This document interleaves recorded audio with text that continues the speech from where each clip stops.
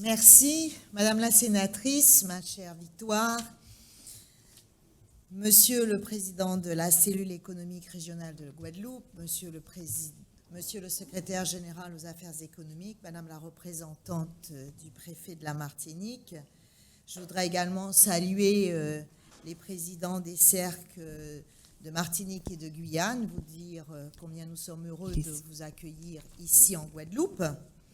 Je voudrais saluer le vice-président du comité territorial d'Action Logement Guadeloupe et puis, bien évidemment, l'ensemble des participants. Vous êtes nombreux, ce qui montre l'intérêt d'un tel séminaire.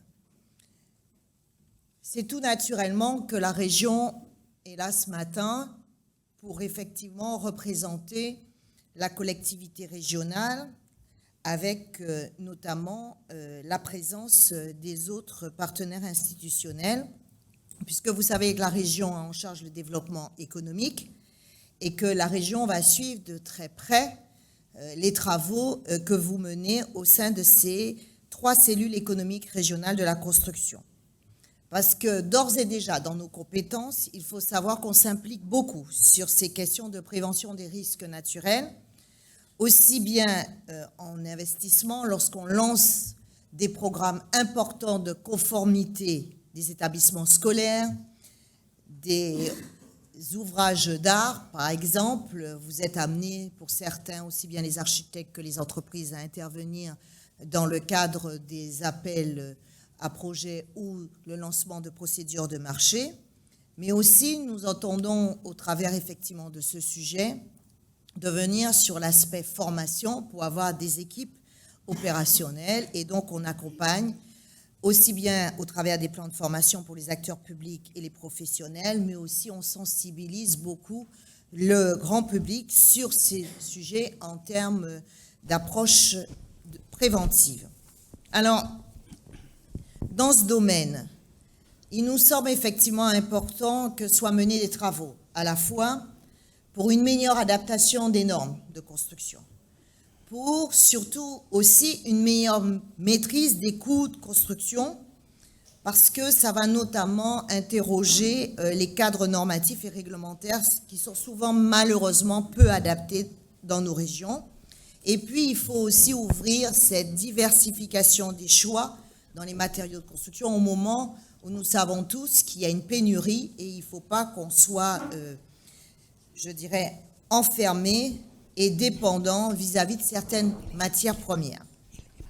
Donc notre territoire doit effectivement réfléchir pour être plus résilient et on doit pouvoir se donner ces moyens par des travaux comme les vôtres.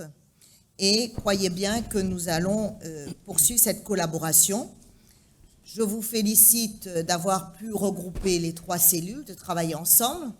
Je vois qu'effectivement, la Guyane était très en amont, la Martinique déjà. On a eu un peu de mal, hein, c'est vrai pour la Guadeloupe, mais avec le SGAR, je crois qu'on a tout fait, et avec le monde du BTP, pour que cette cellule économique régionale de la construction existe aussi en Guadeloupe. Donc la région, je le dis très clairement, va soutenir ce que vient de dire votre président au travers des actions de la cellule économique régionale de la Guadeloupe, sur 3 points: l'adaptation des normes, la meilleure connaissance des coûts de construction, et puis je pense qu'il est important de réaliser enfin cet observatoire des index locaux du BTP. Alors, la tenue de ce séminaire sur la construction en bois aux Antilles me paraît aussi important parce qu'il faut pouvoir utiliser de nouveaux matériaux qui indéniablement a montré certains atouts environnementaux et économiques. D'ailleurs, il est déjà beaucoup utilisé, on le voit au niveau de l'habitat individuel, et il faut se poser la question pour tout ce qui touche les bâtiments publics et l'habitat collectif. Sachez que ce séminaire, je ne sais pas si c'est le hasard, intervient à un moment où nous-mêmes, nous sommes en pleine réflexion. Je vois Madame la parlementaire, je vois le SGAR ici présent. Vous savez que nous sommes dans une démarche de se poser les questions d'efficience de nos politiques publiques, et bien souvent, il y a des freins autour des normes, et vous pouvez alimenter le débat qui est le nôtre dans cette évolution qu'on se pose pour qu'effectivement nos politiques soient efficaces et que les résultats, les Guadeloupéens puissent en tirer des bénéfices. Et puis en même temps, vous savez que l'État va organiser très prochainement un conseil interministériel de l'outre-mer. Excusez-moi, monsieur Sgard, peut-être que j'empiète sur votre discours.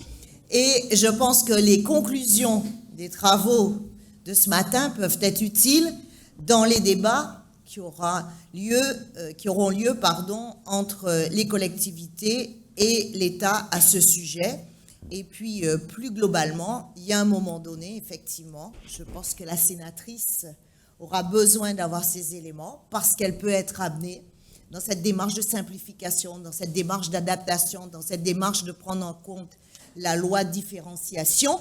Il faudra bien qu'il y ait des décrets, il faudra bien qu'on puisse modifier un certain nombre de textes législatifs. Et donc, merci, Madame la sénatrice, parce que votre présence montre aussi le rôle important de nos parlementaires pour faire bouger les lignes et prendre en compte ce qu'on dit souvent au travers un mot, que nous avons des particularismes, mais à un moment donné, il faut que ça se traduise dans les faits, il faut que ça se traduise dans les actes et se traduise aussi dans les circulaires, toutes les contraintes qui sont les vôtres lorsque vous êtes amenés à édifier, à construire, à réaliser un certain nombre d'équipements publics. Voilà ce que je voulais vous dire.